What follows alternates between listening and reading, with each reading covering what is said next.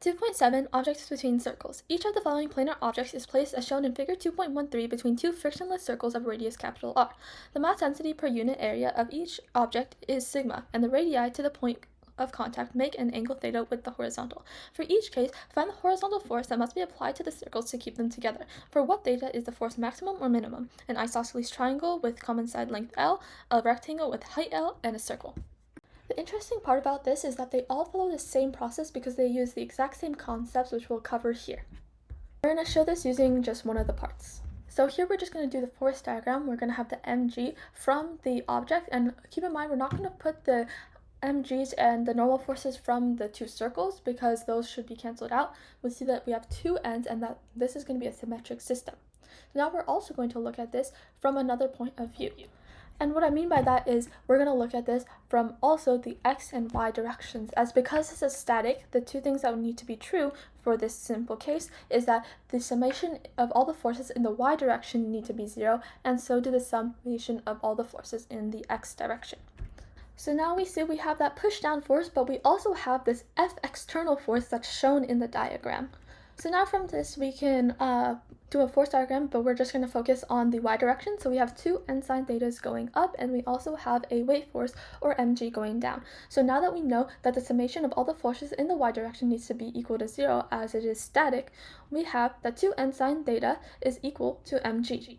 Now this is the most crucial part of this. So based on Newton's third law, we know that there's going to be an equal and opposite force. This is the push down force. So we know that this is going to be equal to n cosine theta.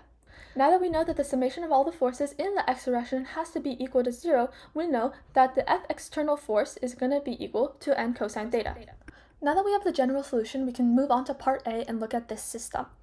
So we need the normal force, which we said is going to be equal to sigma times A times G, where A is the area.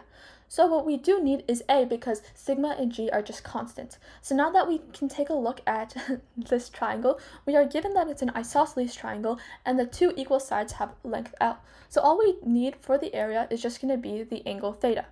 So now this is just a geometry problem, how to find the angle theta. What we're going to do is we're going to make a little triangle here, and we know that this angle to the left is also going to be equal to theta, and because triangles have to sum to 180 degrees, we know that this degree is going to be 90 minus theta. So now we also know that the normal force is going to be perpendicular. So that means that all of these degrees are going to be 90 degrees, right? So now what we're going to do is substitute back all our information from before.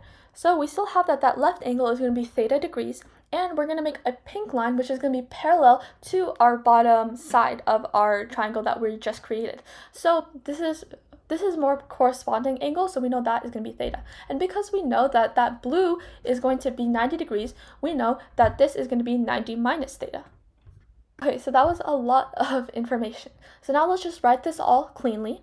So we have that this little angle over here is going to be 90 minus theta. Because this is symmetric, we know that this is also going to be 90 minus theta. So we know that this, because the sum of angles in a triangle need to be 180, this is going to be 2 theta. So now we can just redraw our triangle, and now we have what we're looking for, right? We were looking for an angle. So we have that this is 2 theta and that is L. What we're going to do is we're going to split it, so we have theta, and we're just going to have two triangles.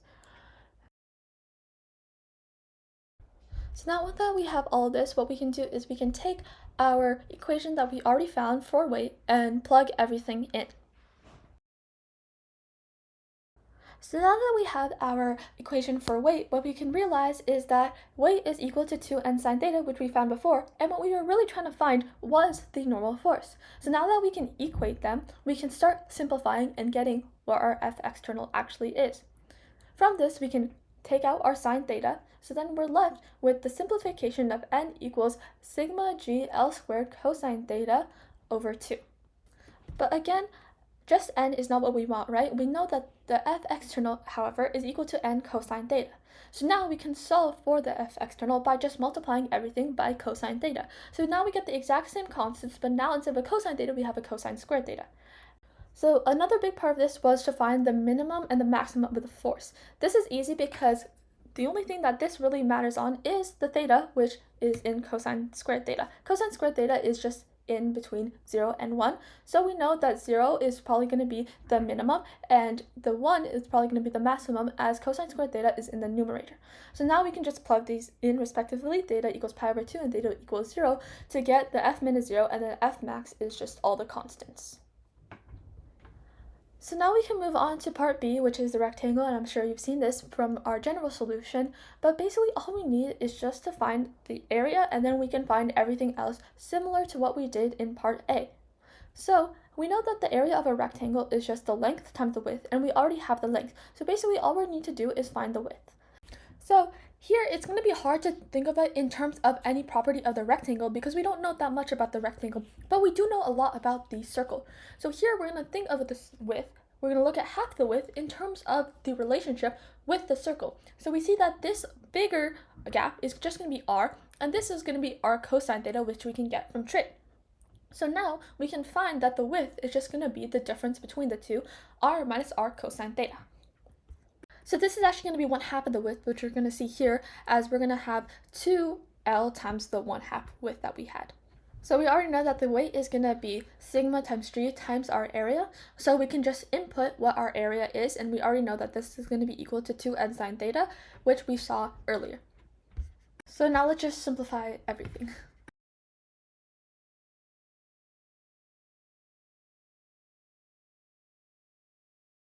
So now what we're going to do is take out the sine theta, so we just have n. We know that f external is going to be equal to n cosine theta, so now we have our function for the f external. So now the other part, finding the minimum and the maximum, are going to be a little bit harder because this depends on not only 1 minus cosine theta, but also cotangent theta. So what we're going to do is we're going to use the derivative. So this is a calculus topic, but simply explained, if I have an arbitrary function here, it is easy to tell the max and the min because it's going to change the slope. And when it goes from increasing to decreasing or decreasing to increasing, this means the slope is going from positive to negative or negative to positive. And when this happens, it has to cross 0. So when we see that the slope is a 0, then we know that there's a critical point or a maximum or a minimum. Another important aspect of our system, and this only pertains because of our system, it is required to only work with acute angles.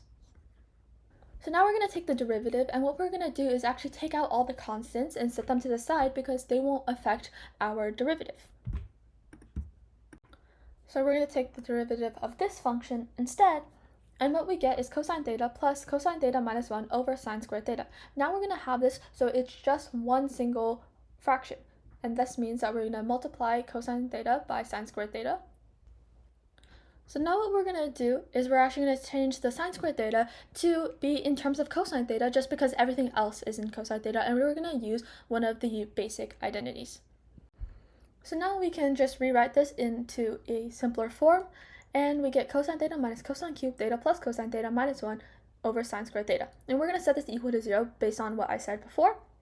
And for this to be equal to 0, we don't need the denominator. All we need is the numerator to equal 0, and the only thing the denominator cannot be is 0. So now we know that the solution cannot be 0 or pi. So from this, we can see that this cosine theta minus 1 is not going to be a solution just because of what we said before. So now all we have to do is look at the cosine squared theta plus cosine theta minus 1. So now let's just look at the other polynomial we have, and we're just going to make cosine theta equal u so that it's easier to look at, and using the quadratic formula, we get that this is equal to that. Now let's look at our requirement before, that it only works with acute angles. So now that we know how cosine theta works and the unit circle, we know that the positive angles will be acute and the negative will not be. So now we can substitute cosine theta equals u again and put in what we found for u, and we get that theta is equal to about 51.8 degrees.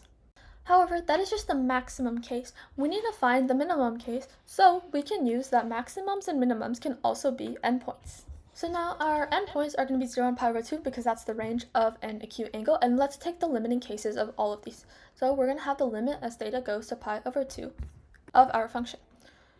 So this is going to go to 0, and then sine theta is going to go to 1, and then cosine theta is going to go to 1, and then this is going to be 0 times 1 over 1. This is going to be 0, so there's a minimum force at theta equals pi over 2. And now we're just going to repeat this for the limit as theta goes to 0, and we're just going to write our function again, and now we're going to write cosine theta over sine theta. Now we're just going to rearrange this to be 1 minus cosine theta over sine theta times cosine theta. The trick that we're going to use is we're going to divide each one by theta. And this is important because of the known limits. So this 1 minus cosine theta over theta is going to go to 0, the other one's going to go to 1, and then cosine theta goes to 1. So 0 times 1 over 1 is 0. However, L'Hopital's can also be used for this case. So now we have both the minimums. So this is going to be basically the exact same thing as all the other ones. So if you want to try this on your own, you can. So for our area, this is just going to be pi r squared, right? So all we need to do is find the radius. Here, again, we don't have that much about the circle, so what we're going to do is try to find this r. Here, we're going to make a line from the r of the small circle to the r of the big circle. And what we see is that we have a side length of this right triangle. So now we're going to label this r prime and r just to be the total of r big, and this is going to be the hypotenuse of the triangle that we created. Now we need to find the relationship between r theta and r big. And what we have is cosine theta equals r over r big, and we can find that that means that r big is equal to r secant theta. But we've already said that r big is equal to just r plus r prime, so now we can say that r big minus r equals r prime, and now just substitute that back in. So r secant theta minus r is equal to r prime. So now all we have to do is just plug that back into the area formula. Now we'll multiply by sigma and g to get the weight, and then that is going to be equal to 2n sine theta. And from that we can get n cosine theta, which is going to be equal to the f external. Now we're just going to rewrite this into a simpler form so that it's going to be easier to find the minimum and maximum. So here again, we're going to just check the endpoints like we did in part B, and we're just going to take out all of the constants because they do not bear any weight on the limiting cases. And we're going to see that this is 0 over 1 and equals 0, and these are both in acute angle requirements, so they will follow the same thing as part B. And what we get is 1 over 0, and this is undefined, so what we're going to get is that there's a minimum at theta equals 0 and a maximum at theta equals pi over 2.